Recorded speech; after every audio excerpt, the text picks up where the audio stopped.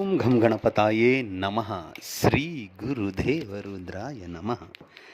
ಎಲ್ರಿಗೂ ನಮಸ್ಕಾರ ಸ್ನೇಹಿತರೆ. ನಾನು ನಿಮ್ಮ ಪ್ರಕಾಶ್.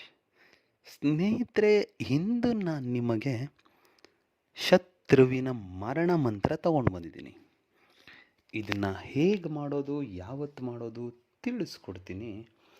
ಅದಕ್ಕೂ ಮುಂಚೆ ನನ್ನ ಚಾನಲ್ನ ಸಬ್ಸ್ಕ್ರೈಬ್ ಮಾಡಿಲ್ಲ ಅಂದರೆ ಸಬ್ಸ್ಕ್ರೈಬ್ ಮಾಡಿ, ಲೈಕ್ ಮಾಡಿ, ಶೇರ್ ಮಾಡಿ.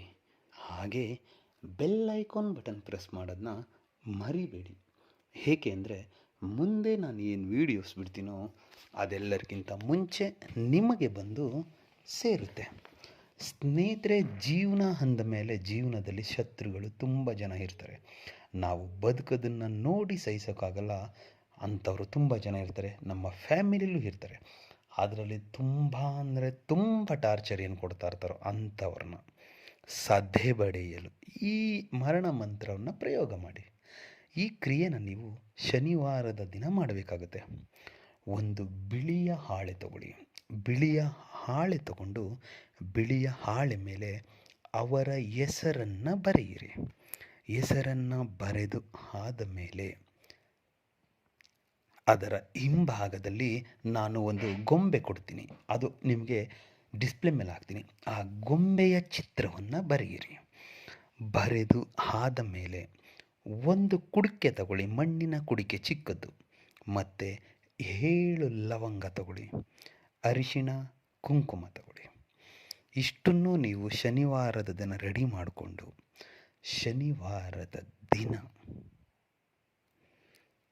ದಕ್ಷಿಣ ದಿಕ್ಕಿಗೆ ಮುಖ ಮಾಡಿ ಕುಳಿತುಕೊಂಡು ಆ ಎಲ್ಲ ಸಾಮಗ್ರಿಗಳನ್ನ ನಿಮ್ಮ ಮುಂದೆ ಇಟ್ಕೊಂಡು ಇವಾಗ ನಾನು ಏನು ಮಂತ್ರ ಹೇಳ್ತೀನೋ ಆ ಮಂತ್ರವನ್ನು 108 ಸಾರಿ ಪಠನೆ ಮಾಡಬೇಕಾಗುತ್ತೆ. 108 ಸಾರಿ ಪಠನೆ ಮಾಡಿ ಆದಮೇಲೆ ಆ ಎಲ್ಲ ವಸ್ತುಗಳಿಗೂ ಉಫ್ ಅಂತ 3 ಸಾರಿ ಅಭಿಮಂತ್ರಿಸಿ ಆದಮೇಲೆ ಮೊದಲಿಗೆ ಆ ಪೇಪರ್ ಬಿಳಿಯ ಹಾಳೆಯಲ್ಲಿ ಏನು ಹೆಸರು ಮತ್ತು ಫೋಟೋ ಭಾವಚಿತ್ರ ಬರೆದಿರೋ ಅದನ್ನು ಒಳಗಡೆ ಹಾಕಿ, ಅದರ ಮೇಲೆ ಲವಂಗ ಇಡಿ, 7 ಲವಂಗ, ಅದರ ಮೇಲೆ ಅರಿಶಿಣ ಕುಂಕುಮ ಹಾಕಿ ಒಂದು ಕೆಂಪು ಬಟ್ಟೆಯಲ್ಲಿ ಅದರ ಬಾಯನ್ನು ಕಟ್ಟಿ ಆದಮೇಲೆ ಯಾವುದಾದ್ರೂ ಒಂದು ನಿರ್ಜನ ಪ್ರದೇಶ ಇಲ್ಲವೇ ಸ್ಮಶಾನದಲ್ಲಿ ಅದನ್ನು ತೆಗೆದುಕೊಂಡು ಹೋಗಿ ಹೂತು ಬಂದುಬಿಡಿ, ಸಾಕು. ಆಮೇಲೆ ನೋಡಿ ಅದರ ಪ್ರತಿಫಲ ಹೇಗಿರುತ್ತೆ ನಿಮಗೆ ಗೊತ್ತಾಗುತ್ತೆ. ಅದಕ್ಕೆ ಮಂತ್ರ ಹೀಗಿದೆ: ಓಂ ರೀಂ ರೀಂ ರೀಂ ಭೈರವಾಯ್ ಮಂ ಶತ್ರುಂ ನಾಶಯೇ ತ್ರಾಶಾಯ ತಾಡ್ಡಯೇ ರೀಂ ರೀಂ ರೀಂ ಫಟ್. ಮಂತ್ರ ಇನ್ನೊಮ್ಮೆ ಹೇಳ್ತೀನಿ ನೋಡಿ ಸ್ನೇಹಿತರೆ. ಓಂ ರೀಂ ರೀಂ ರೀಂ ಭೈರವಾಯ್ ಮಂ ಶತ್ರುಂ ನಾಶಾಯ್ ತ್ರಾಶಾಯ್ ತಾಡ್ಡಯೇ ರೀಂ ರೀಂ ರೀಂ ಫಟ್.